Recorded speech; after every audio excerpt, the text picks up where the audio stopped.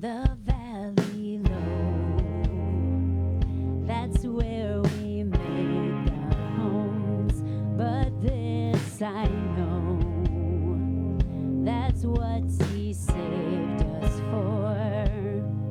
'Cause we've seen the glory of our King on the mountain top.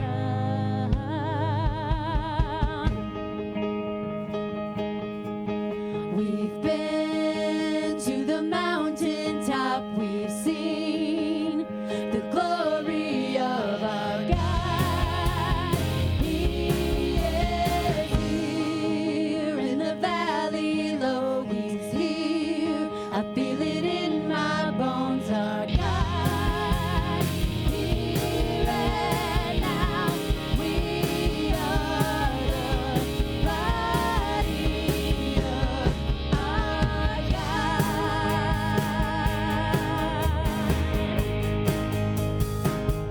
Oh, I don't mind what happens to me now. I know for sure that we've been changed somehow, and we'll be the glory of our King in His kingdom come.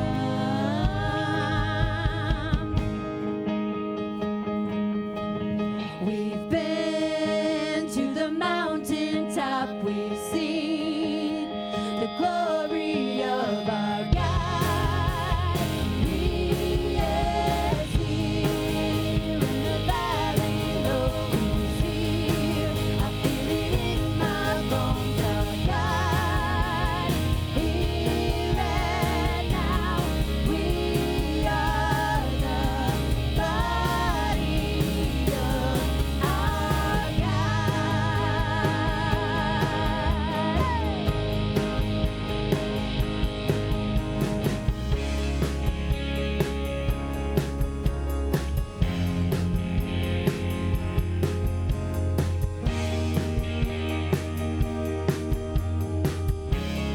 We build our temples, we build our walls, but they can't hold Him in. We are the temple of our God, but we can't hold Heaven. We've been to the mountaintop. We've seen the glory of our God. He is here in the valley low. He's here. I feel it in my bones. Our God, here and now. We are the body of our God.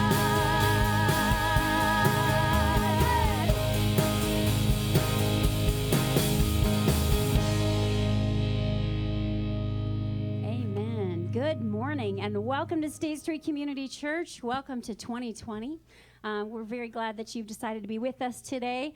We are doing a family meeting today. We get to talk about where we have been, where we are going, and what that looks like as a community, as a body. And we recognize that the presence of the living God is a part of what we do here. It is a part of this space.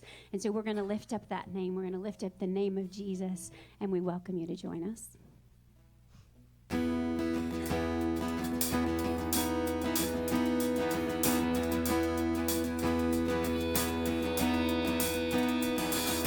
Sing to the King who is coming to reign. Glory to Jesus, the Lamb that was slain.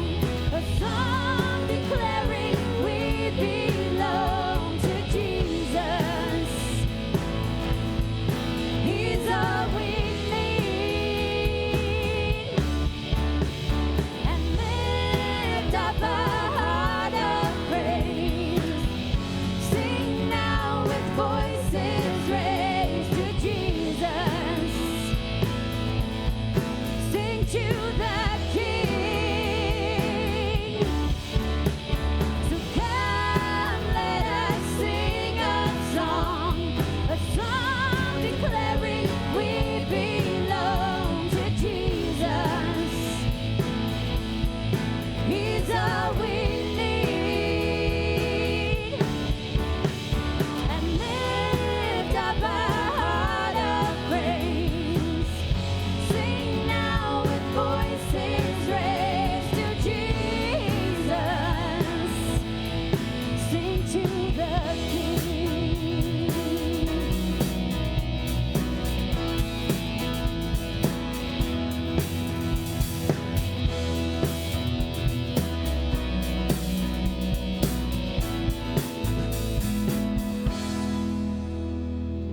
Amen. Please pray with me. Father God, we thank you for this day that you have given us.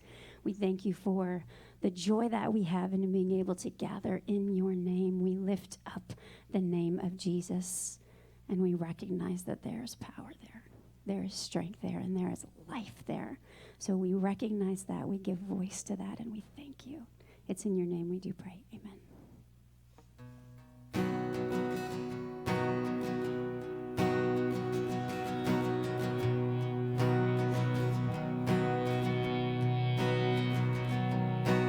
Greater is the one who's in us. Greater is the one who calls our name.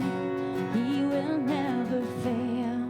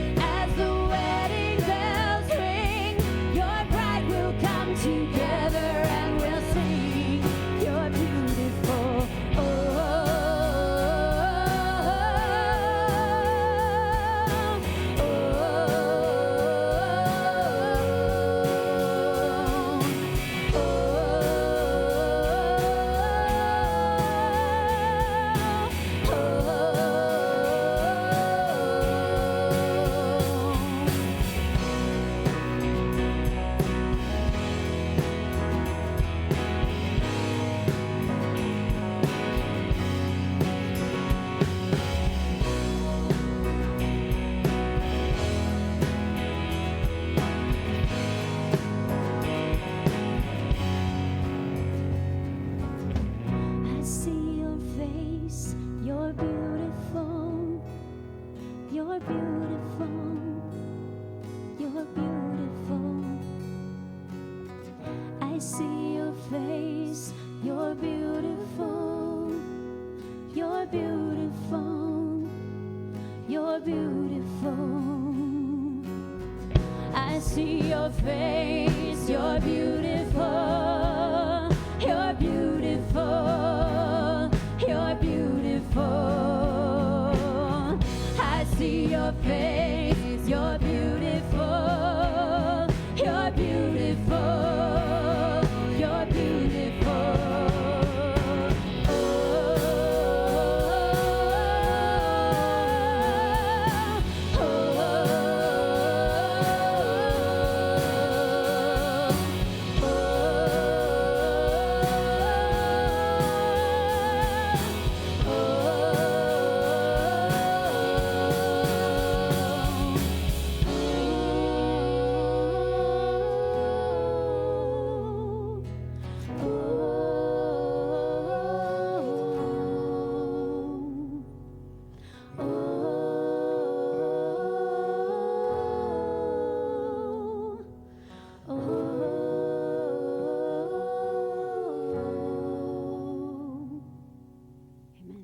Seated.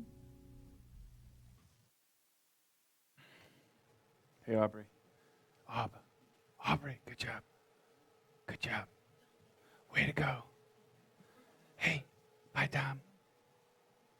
Good job, Chris. It's been a while since you saw this screen. Good morning. How are you? I don't know. Yeah, we'll see. We'll see how this goes, Logs. Then I'll tell you how I am. Good morning. Glad that you're here. Welcome to State Street Community Church. If you are here for the first time this morning, we're glad you made your way to join our community. If you're with us online, welcome as well. We are glad that wherever you're at, whatever state, whatever community, whatever bed you are laying in right now, you are welcome. And you join a group of people in the sanctuary that might also fall asleep today. So glad you're here. Today we have a 1-week series, which isn't really a series. We're talking about family meeting. We're having a family meeting. And we're going to be talking about the health of the church, specifically State Street, where we've been, where we are now and where we're going. I'll tell you what, I'm nervous about today, not because of any information I'm going to give you, but I've never done one of these. We've never had like a formal kind of family meeting. This isn't anything we do every year, though we probably should. Maybe we'll put it in our rhythm each year. But I wanted to make sure community with where we're at as a faith community, where we're at financially, where we're at continuing to build a just and generous expression of the Christian faith. And you get snippets of it. I try to mention things in the sermons and things like that, but I wanted to take a very specific day and talk about some things. And you could be here for a while before you know some of the things that are happening or who is on staff or who's in our leadership team. And so I thought it'd just be good to maybe one time a year take some time to kind of catch everyone up. If you've joined us in the last year, you'll be caught up with everyone else. And if you have any questions after this, you can always ask Becky Crane. Okay, so January 3rd,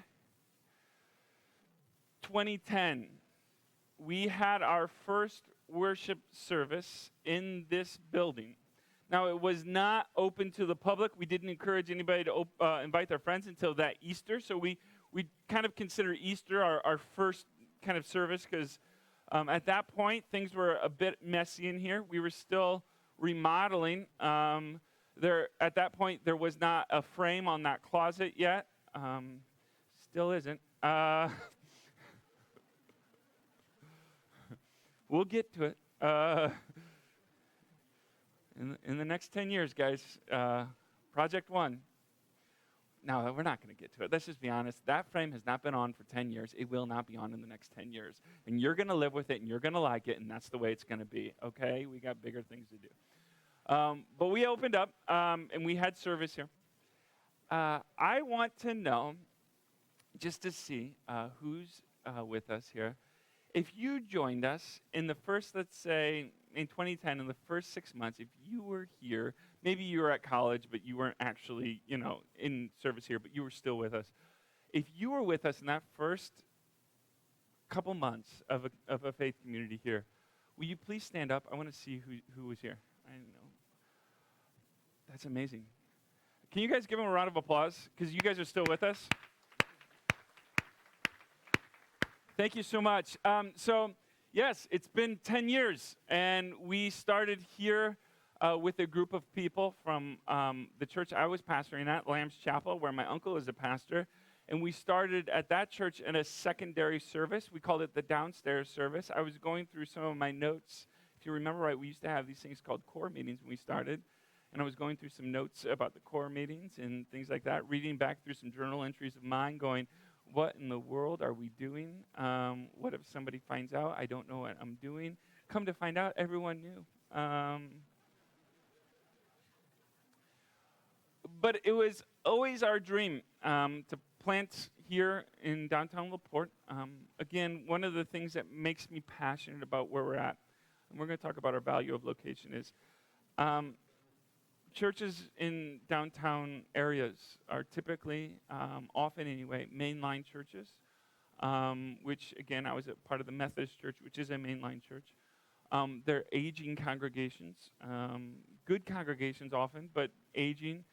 And what we're seeing is a lot of young people are moving back into cities. The dream of owning 3 or 4 or 5 or 10 acres that their parents had might not be their dream. And so they're okay with neighbors. They're okay living around people. They're okay in the center of things. And what's happened, though, is as people are moving back into cities, we're discovering that the churches in those cities, where the people are closing. Since we've been here in 10 years, 3 or 4 churches, well, I know 3 for sure, have closed. And I know that there probably in the next 10 years will be a couple more. And so for us, it was a matter of, if this is where people are going, we want to make sure that we're there in the midst of it, in the midst of the community, but also in the midst of the questions, in the midst of the works of justice, in the midst of the struggles. We wanted to be a faith community that has flesh on in the community, that is in the midst of it, that's working, that's inviting, that's growing with our neighbors, not ministering necessarily to, but ministering with, that's growing amongst the people in our community. And so being in this location was very, very, I think, appropriate, not only because it was the only building we could get, but also because it met what we believed was a major goal for us. And if you were here then, you remember the building looking like this. This is when it was the Salvation Army. You can see behind me here, our addition hadn't been built yet. This is, you think it looks a little boring now. Imagine this. And you can see it still said Corpse Community Center. I don't know why it didn't say Salvation Army, but it just said Corpse Community Center. And we ended up taking this building that needed a lot of work, that had been empty for about a year, and remodeling it. And we've been remodeling it ever since. Some say we forgot to put a closet door on. Others say we did that on purpose to remind ourselves of how much we've grown. Does that work? Okay. This here is a picture. I can't tell because I can't see. I think that's Jared Schreff, who is Mark and Julie Secor's nephew that does not even live here. But we put him to work. And this here is where our sound room is right now. That was a lean-to area that they had for their food pantry, and we converted that we cut a hole in there and did our sound room. this was a great season for us. We started in we started in September 2009. We finished, well, we haven't quite finished. We will finish it one day. But we kind of finished anyway at the next year. And things started growing. And what was, 50 to 75 people grew to 100 to 150 to 200. And the community grew. And you know this because if you've been here for a while, because I talk about it, but there's some personal motivations for me. They're not maybe even all altruistic. But for me as a pastor, as a church leader, I wanted to pastor a community that is messy enough that the people that I love dearly, who felt that they did not belong in a church, could feel a sense of belonging. I've shared this story before, but my grandfather, my maternal grandfather, we called him Grandpa P. His last name was Peterson. And grew up in a family, very poor family of almost a dozen kids in Rolling Prairie, Indiana. Was a teamster. Ended up being able to build a home for his family. He had 4 children. 3 of them died before he did, including my mother and my uncles. And my grandfather was such an interesting character. Fought in the Korean War. Only time he ever went abroad was fighting in the Korean War. He never in his life, he died maybe 4 or 5 years ago, never in his life flew on a plane. When he went to Korea, he took a boat and spent most of his life in a 5-mile radius of his home. And he was happy. He had 2 acres in Rolling Prairie. That was his life. And he raised a family, had grandkids, these kind of things. Well, it was always interesting to me as a pastor. My grandparents didn't attend a church. That whenever I would go into my grandfather's bedroom, he had a desk there, an old kind of antique desk, black. You remember the desk, Brandon? The desk had he was very organized. This is where he paid his bills, right? This is where he was usually working through, he was chronicling things, at backs of pictures, explaining, because before he died, he gave all of his grandkids books that explained who everyone is in old pictures so that we would know. And he did all of that kind of stuff. But there was always a Bible there. And it was always open. And I could tell he read it. Now, my grandfather never went to church. He did go when he was younger, but he was poor and he felt like he didn't belong. He didn't have a lot of clothes or anything. When he became an adult, my grandfather was a smoker up until he died. He would have alcohol. He would maybe sometimes say a 4-letter word or 10. And he was once made to feel that church is for other people, not for you. If you want to belong into a faith community, clean yourself up first, and then come on in. But I was always, even when I was becoming a pastor, even when I was young and I didn't understand kind of what kind of faith community was valuable to me, I was always struck by this weird kind of dichotomy with a guy that feels that and has essentially been told that he doesn't belong in a church community, yet there's something about the mystery and there's something about faith that is still resonating with him. It just isn't being met in the confines of a building or a community. And I started thinking, I wonder how many other people are like that. They're not anti-God. They're not anti-Christ. They're not anti-anything, but they've been told that they don't have a place to belong. This isn't the place for you. So you probably have heard me say often, almost every week, to our visitors, to people coming in, that you belong here. because belonging is very, very important to me. Whatever you bring in, whatever story you're living out right now, whatever struggles you have, you belong here. You have a place here.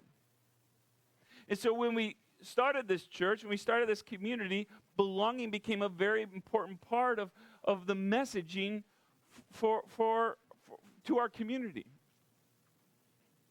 And if you remember right, in the beginning, we talked a lot about this verse here. When the Pharisees heard that he had silenced the Sadducees, this is Jesus, they gathered together, and one of them, a lawyer, asked Jesus a question to test him. Teacher, which commandment in the law is the greatest? So this is saying, narrow the focus for me on the totality of the Shema, of the Torah, narrow it down. What's the most important thing a person of faith could do? Now, the Pharisees are known as maybe this kind of legalistic group. They followed all the do's and the don'ts, but they still believed that there were more important do's and don'ts than others, right? There are some do's that you probably should do, but if you don't do, it's not like you're sinning. It's just wise to do it. And so for them, it's, okay, so then if that's the truth, and there's some things that are better than others, even though we think you should probably do it all, but again, there's do's and don'ts, and not everyone's perfect. What is the most important? What's at the peak of the hill here? And they asked Jesus this. And he says to him, and he quotes what we refer to as the Shema. It's in Deuteronomy. And it's a prayer that the people of God opened up with every day, and they said before they went to bed. It was a centering prayer for them. It was something that started their day off remembering that they do not own the world in which they live. And their responsibility and their obligation is to essentially give themselves up over to this idea that they don't own it, but there is an owner. And so you shall love the Lord your God with all your heart, with all your soul, and with all your mind. With all of who you are, love God. But then Jesus says, but that's the greatest, but you kind of have to add a second part to that. Because if you love God, there's a natural outpouring to something else. And it might not be the greatest commandment, but it's probably 1B. This is the greatest and first commandment, and the second is like it. I love that. It's like it. You shall love your neighbor as yourself. What I like about that is those aren't the same words. It's not the same sentence. And some even would say it's a different idea. Loving God and loving others is a different idea. But Jesus connects it. He says a second is kind of just like the first, loving your neighbor. Because you cannot love God well if you don't love your neighbor well.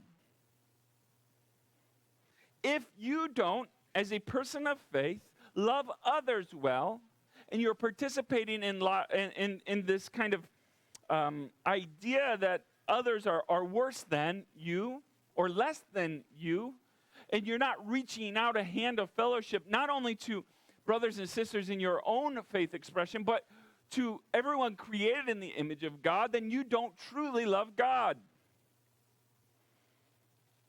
On these two commandments hang all the law and the prophets. And so in the beginning, we talked a lot, and we still do, about this text. Love God, love others. And for us, the goal was, again, love God, love others, and remember well. Do it well. Maybe actually put some skin on this idea of what love looks like. How do you love well? How do you love your neighbors well? How do you love your enemies well? How do you love your families well? How do you love your co-workers well? How do you love yourself well? And for 10 years, we've been wrestling with this idea. What does it look like? How do we live it out? We get it wrong. What do we do then? How do we invest into our community in tangible relationship to others, letting them know that as people of faith, we care. We actually care. And so a couple years ago, the leadership team here decided we've been doing this for a number of years now, and we want to define what our values are, right? There's lots of other faith communities, lots of other good churches. Some of you, maybe in the last 10 years, you've been at a couple of them. And trust me when I say we love our brother and sister churches, whether they're conservative or liberal, whether they're Catholic or Baptist. We love them. We do. We share in our affection of the Lord with them. We do not require sameness to be in unity. And honestly, this approach to faith is what motivates, I think, a group of people being diverse from their religious expression coming together.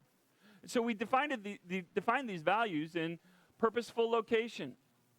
We believe being in a specific place is important, right? That actually God calls. We see this location idea in the scriptures all over, that God can call us to a specific place. I mean, God always calls you to a specific place, but we do believe God has called us to a specific place. It was interesting when the city of LaPorte wanted to have a meeting with people from the community about a plan that kind of deals with downtown, right? But also invests into this area here with maybe a bridge going over Park Street. Well, it's not Park right there, it's Tipton, but putting some more investments into here. They contacted us. Why? Because they said, you actually care and you're invested into this community. Can we house it? Can we do this thing in your building? A church. And it wasn't just because, we have nice facilities, because we do. But it was because they believed that doing it here sent a message to the community that, hey, you guys know State Street. State Street cares. It's invested into the community as well. Let's do it there. And how did we get to there is understanding that purposeful location is a value of ours. The Pax Center, the gardens. It's a value. But also justice, works of justice. This idea of biblical justice is restoration, right? There's a difference between restorative justice and retributive justice. Restorative justice says there are broken things in this world, broken people, broken events. There is poverty, there is racism, there is sexism, there's all these different things. But God is taking those broken things and making it right again. So, and you could do that in a couple different ways. As one of our leadership team members here is a police officer, he would tell you, Adam Hannon, that justice can look very differently. You can have a retributive justice where you want to punish someone for their crime, or you can have a restorative justice, like our drug court, our problem-solving court, and say, listen, let's make you well again. You've done something wrong. You've participated in broken systems and broken acts. Let us help you make it right again. And that goes through layers of kind of peeling back who you are and what's happening. This is what we do. We believe that that's what God is doing. This is why when we get to our budget, we'll talk about all the investments we've made into our community. Because we believe it's not just about doing good things. It's about being a part of love and justice. Also, generosity. And this isn't just financial generosity, though we do believe God calls us to be financially generous. We don't teach this idea of tithe, though it's easy for me to understand donations and ideas of 10 just because it's an easy math figure. But we don't get legalistic about it because for us, it's deeper than 10%. It's more than that. It's becoming a generous person. It's your disposition to life. Becoming generous in how you view people and how you deal with your assets and how you deal with your own virtue. Being generous in the way you love people, being generous in the way you forgive people, being generous in your time management, being generous in how you continue to have hope and mercy for the world around you and don't succumb to the cynicism of the age. Being generous is a value of ours. being humble. This goes back to when I talked about having a community of people that come from different backgrounds. Some of us here come from no faith background. You were not raised in the church. You maybe attended a couple times, but you don't have a faith experience memory that is defining for you, but you found your way here. Some of you come from more Catholic backgrounds. I'm always impressed, maybe surprised at how many Catholics we have in this congregation. And our thing is always, you are more than welcome here. We will not tell your priest.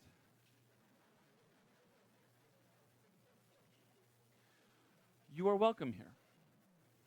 And we have people from Baptist backgrounds, Lutheran backgrounds, Episcopal backgrounds. We have people from evangelical backgrounds. Then we have a whole slew of people who are saying, I'm just this hodgepodge of ideas and experiences, and I'm trying to make sense of it all. And so our view of other churches, our disposition towards the community is built on this sense of humility that we don't have all the answers. We don't have all the answers in theology, but also in orthopraxis. What we do is not the solution to everyone's problems. Sometimes the faithful can get involved in this idea that, hey, look at us. We have all of the solutions to all your problems. And we just take that off the table and say, yeah, we don't. Here's the thing, though. We serve a God, and we are wrestling with this idea of divinity and humanity and how it all works together, and we believe that Jesus is making it well again. And so, though we're not perfect, the grace of Christ, the mercy of Jesus, the love of God has changed and transformed us. And so we, as a people from diverse backgrounds, from different economic classes, these kind of things, come together and we work together for a common purpose: love and justice. But we're humble. We disagree with each other. And we're fine in our disagreements. We love each other even in our disagreements. I get so bogged down. We see this politically, but I think it's also in the church. The sides, right? And it's okay to have a disagreement about politics and policies, ideologies. I have opinions on those things. But if you are this thing, then everyone that disagrees with you is bad. You know, if you're a Democrat, then Republicans hate America. If you're a Republican, then Democrats hate America. If you're a Baptist, then Catholics don't know Jesus. If you're Catholic, then Baptists, well, you don't really think about Baptists if you're Catholic.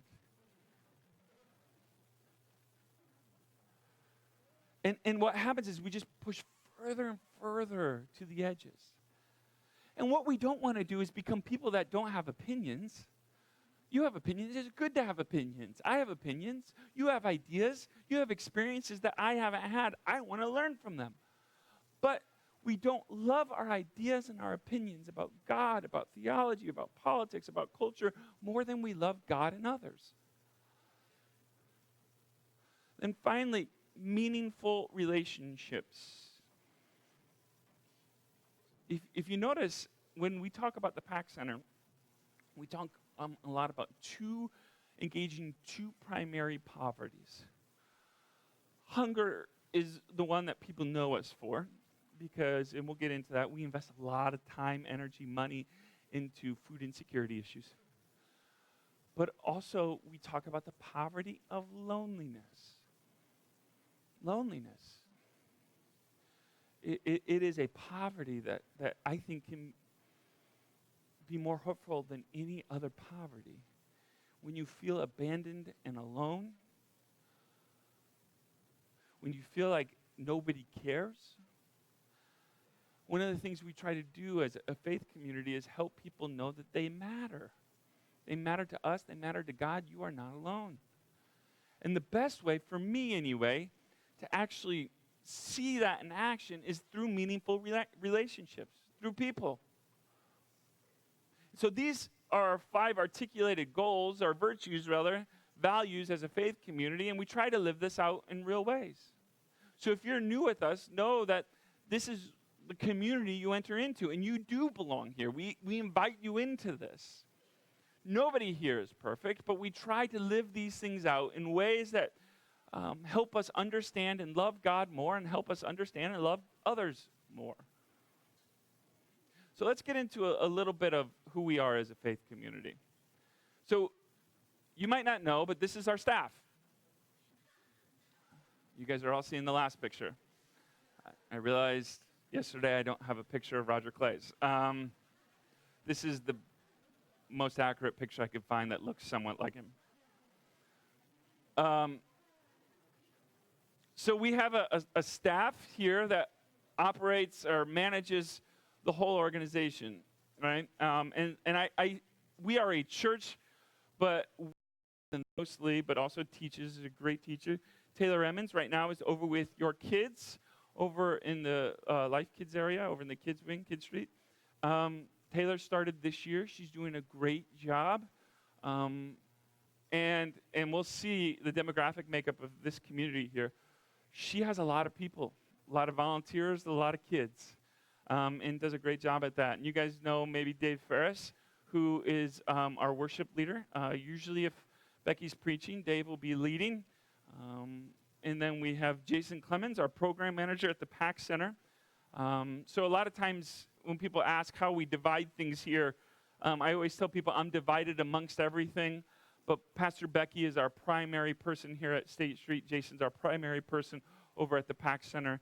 And then they just sprinkle me everywhere. And then we've got Miss Kathy Clays, who's married to the handsome Mr. Roger, who's our wonderful preschool director. Alyssa Lingo, who is on maternity right now, who is our graphic designer.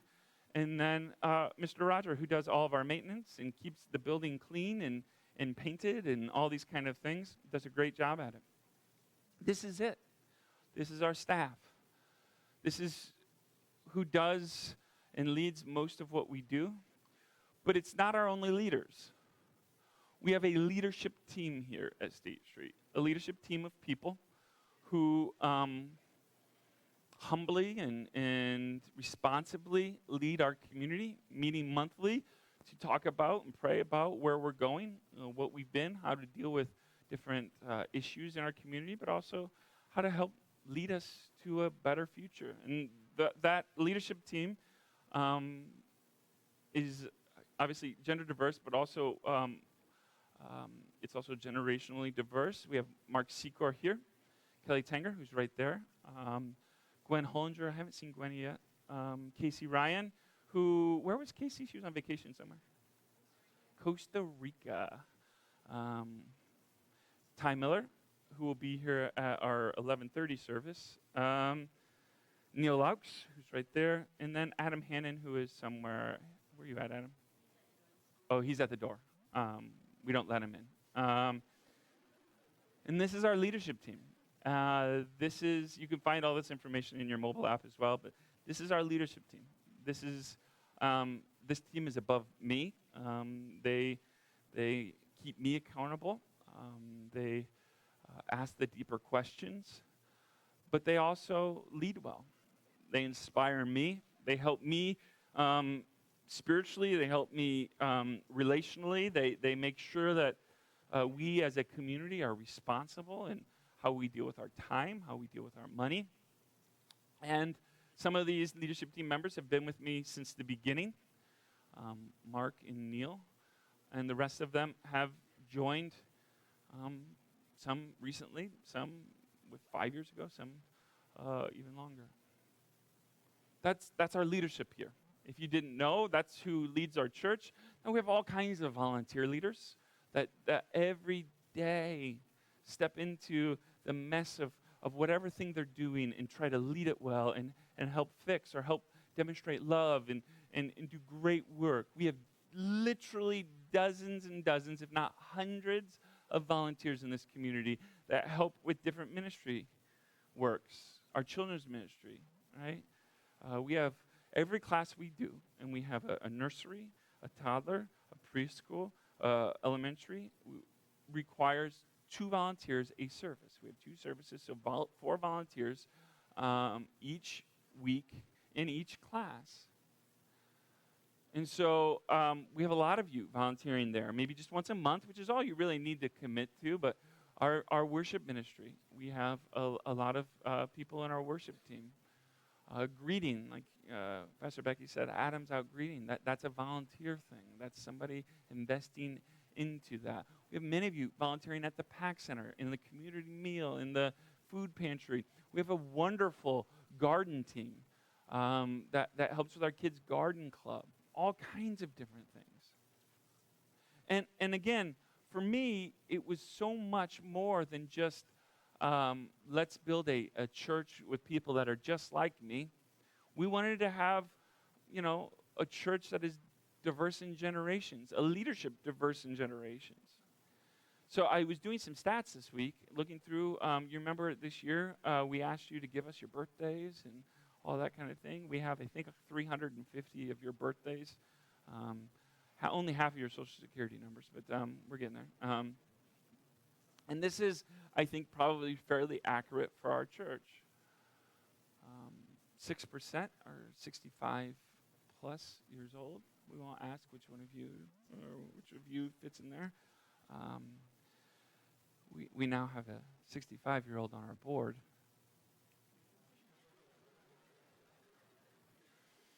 Of 51 through 64, 11% of you. 36 to 50, which is, I am 38, 18%. 19 to 35, 19%.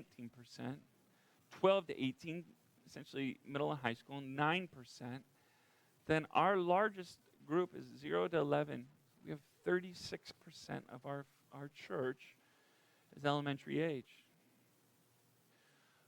which is really good. I had Neil doing some stats for me, and what was the really healthy? Was it 30% and above or something?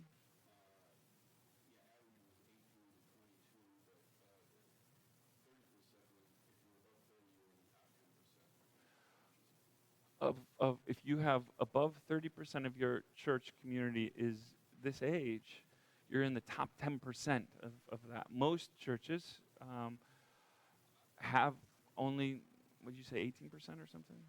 Now, this means something for us. We want to mentor, we want to have a great children's ministry. But you'll notice, though, maybe you haven't. I've got 3 kids that are in this demographic. And they're terrible givers. They don't make their own money. When they get money, they spend it on their own stuff. And I'm like, well, just give it all to the church. And I'm like, why would we do that? Because you like dinner. And it means, though, that our donor base here in our church is quite a bit less. Even though we have 275 to 300 people here each week, and we have quite a few more that are here just in a 1-month span, once every other, week or so. But we have 36% of our church and our regular attendance are kids, which is great. That's great, is it not? It just makes it harder on some things. It takes a lot of volunteers. It takes a lot of energy. It takes a lot of time. It takes financial commitment, these kind of things. Do I have a, hold on, we're going to get into these graphs. I know you love graphs.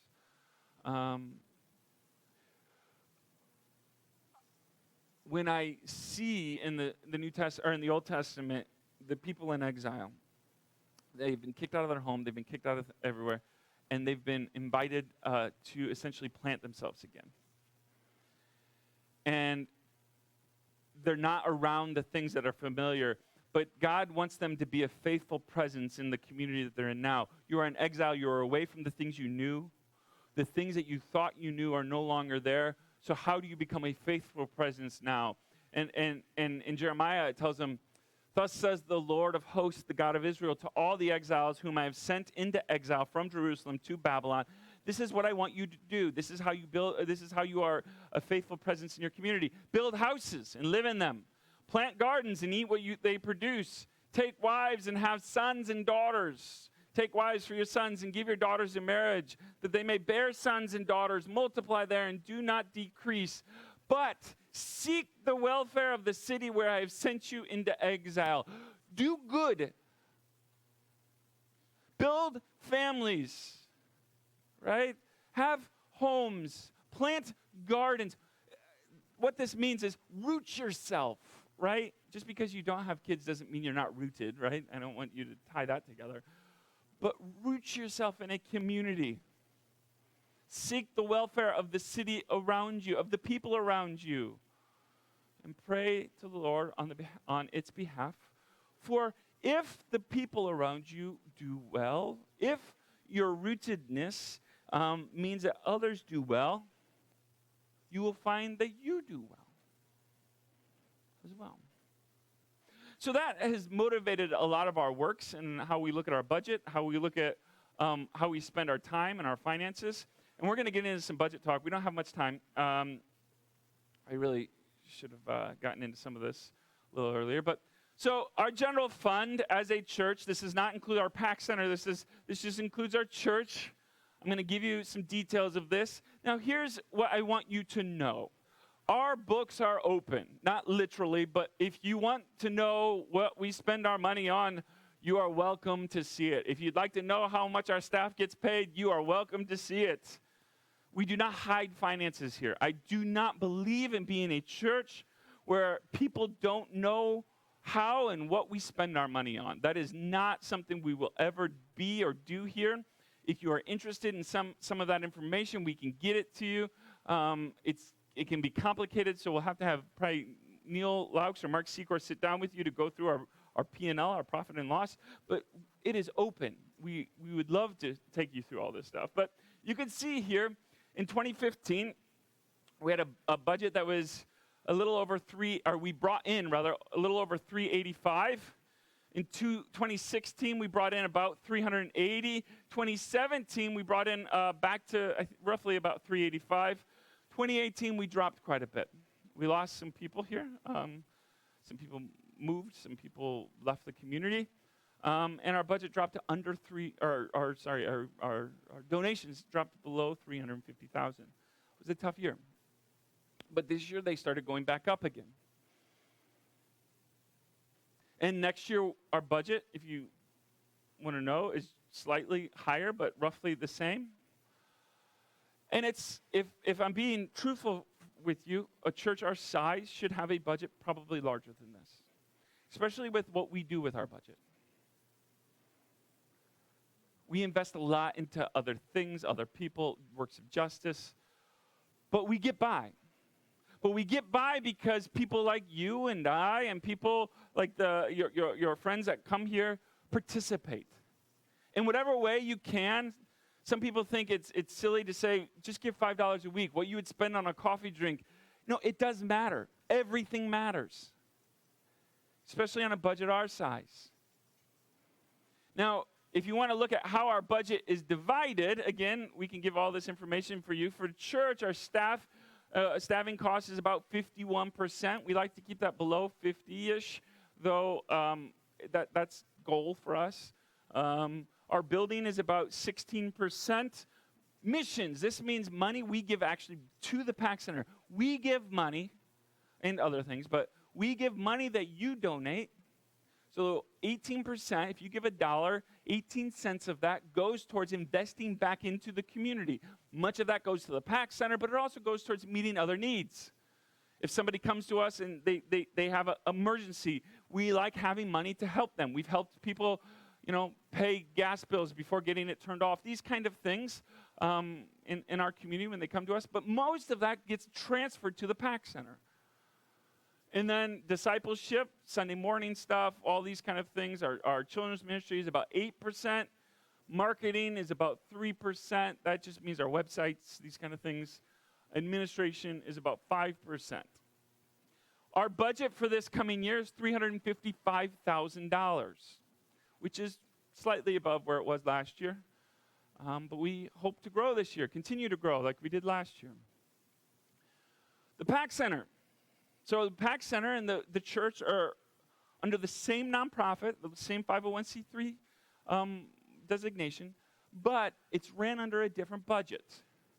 When people donate to the Pax Center, it goes towards the Pax Center, not to the church. I raise money for the Pax Center. It's part of my job is to raise funds for the Pax Center, because what we give out of our general fund does not cover the budget. Obviously, we have staff over there. We have facilities. We have administration.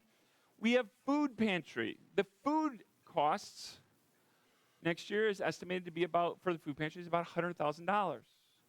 But we're going to feed probably around 12,000 people groceries. Our community meal, roughly about $24,000, and our gardens are only about $5,000 to a budget of about $214,000. Now you put those two together, and we're getting to almost about $600,000 in a budget for both organizations. Then we add the preschool on there. Then we add our garden, our Brighton Street expenses, and it adds up. I thought this was fun. Our food expenses. When we started the food pantry in 2010, we spent it was roughly $5,000. Now we started it in the end of the year, or no, in the middle of the year, I think. And our food pantry costs, you can see here, I think they're around $5,000.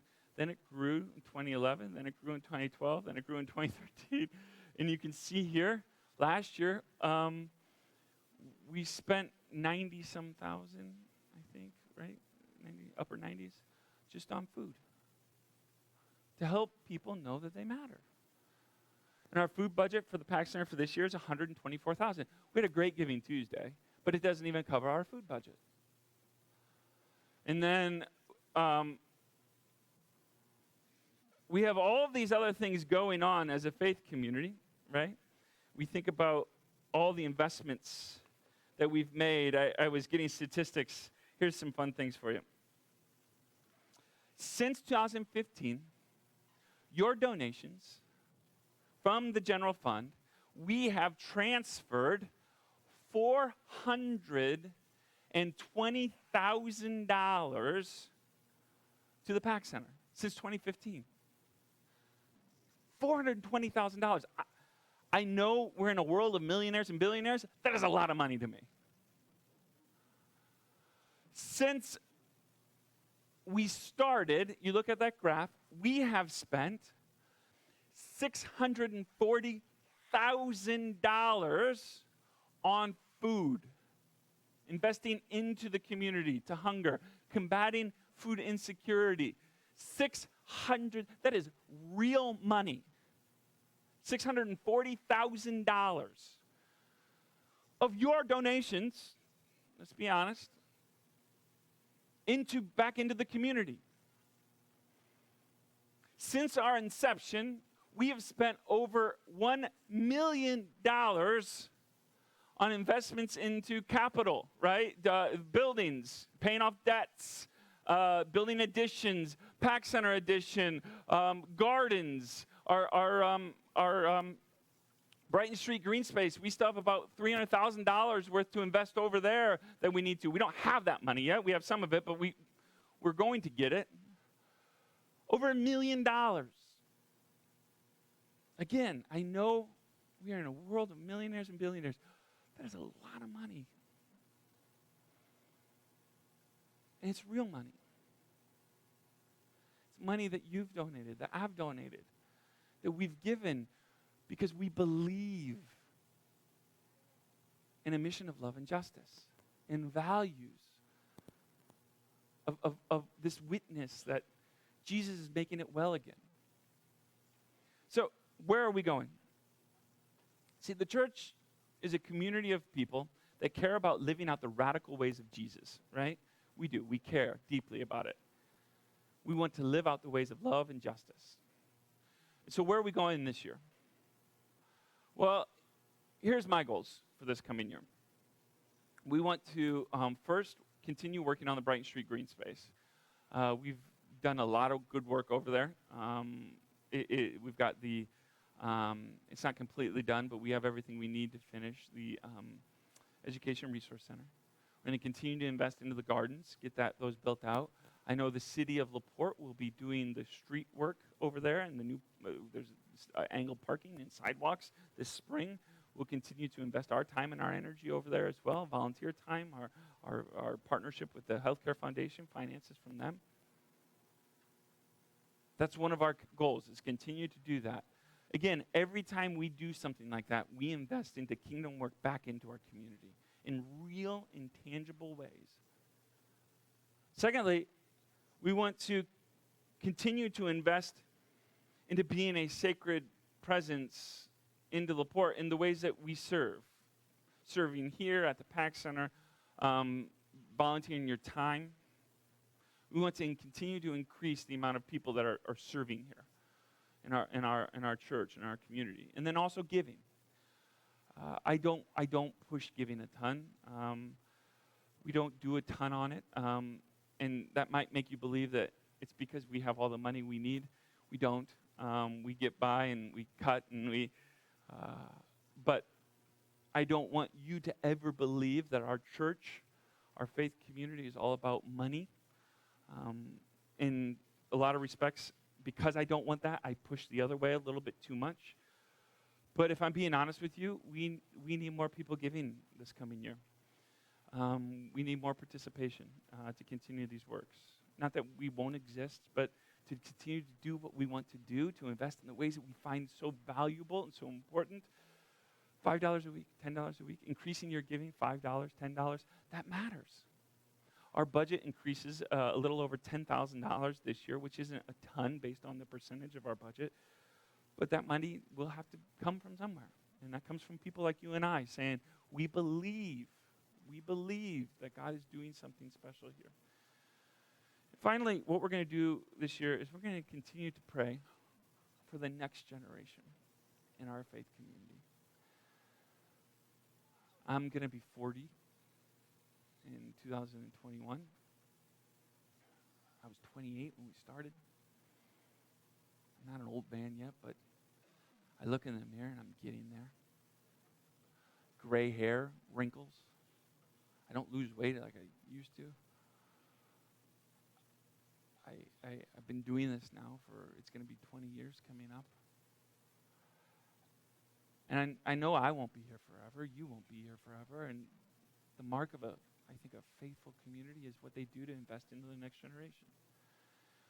And so we're going to continue to pray about how we can invest into the next generation here, into our kids, into our teenagers, into... and it's probably going to look different than what I did or what you would do, but we believe that the church should never die because we stopped caring about ministering to the next generation. And I don't ever want to be, because, again, my generation is transitioning from being the young generation to there's now a group of adults after my generation now. I don't ever want to say that I have all the ways and the secrets to do ministry. I don't. So we want to continue to pray for that next generation of the faith. So we're going to enter into a time of Eucharist here. Now you've got all that data. We'll put all the data up for you. You can download it. You can look at it. But we want to pray in this time as we receive the Eucharist to ready our hearts and our minds for this coming year, for what we can do in our faith community. Not just like we, but think individually. What can you do? How can you be a part of love and justice in your everyday life, but also participate here? Look at all the work that's been done. Look at all that God has done through our people saying yes to volunteering, to donating, saying yes to giving your time and your energy to something more. Look at where we've come in 10 years. Think about how you'll be a part of the next 10 years. But also think about the hurdles that we have in our own hearts and our own minds, where we choose the path of hate over love, where we choose the path of division over unity, where we choose the path of judgment over mercy. And ask God to continue to help us see the light of Christ, to help us choose the path of God, even in the hard days. So will you pray with me the Lord's Prayer as we enter into the Eucharist. Our Father in heaven, hallowed be your name. Your kingdom come, your will be done, on earth as it is in heaven. Give us this day our daily bread, and forgive us our debts, as we also have forgiven our debtors. And lead us not into temptation, but deliver us from evil. Amen. The tables of Christ are open.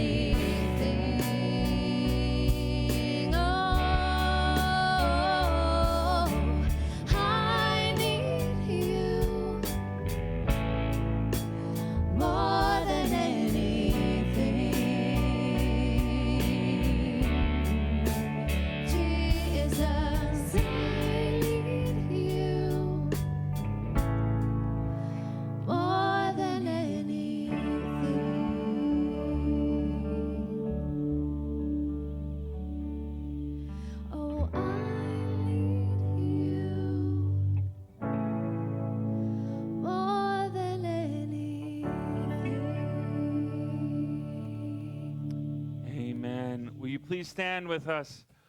Thank you so much for being here at today's family meeting. Next week, we're going to continue on with a new series. All that information will be posted to your app and to the Facebook, all that kind of stuff. But I hope you join us again next week as we continue on a great 10 years in 2020. Hey, if you're new with us, we'd love to get to know you. If you can, shoot us a message through one of our social media networks or download our mobile app, and you can submit a Connect card. We'd love to get to know you, talk about how you fit into our community and how we can help you continue to grow spiritually. We'd love to just get to know you. Also, we're not going to be passing a plate for offering, though we do believe in being a part of a community that's generous and kind. And so if you want to give here, if you want to be a part of partnering with us financially, you could do so in a couple different ways. There's giving boxes out in the foyer with giving envelopes in the front of your in the chair backs.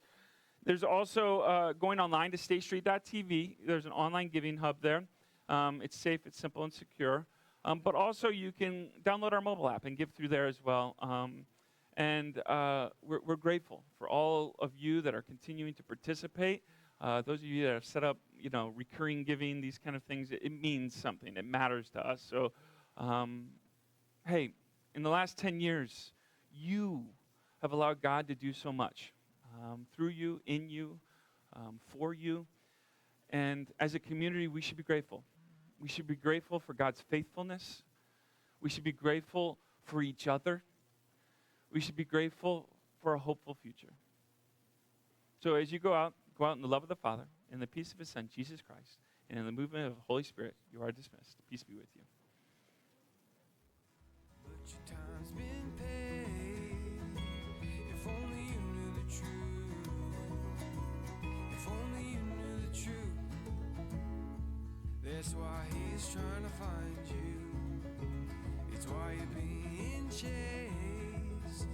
He wants to tell you the news. So let Him tell it to you. And brother, turn yourself in and give yourself up. Your hands may be free, but your heart's chained up. For many years now the hound has been chasing you down. So give up, surrender, it's time to be found.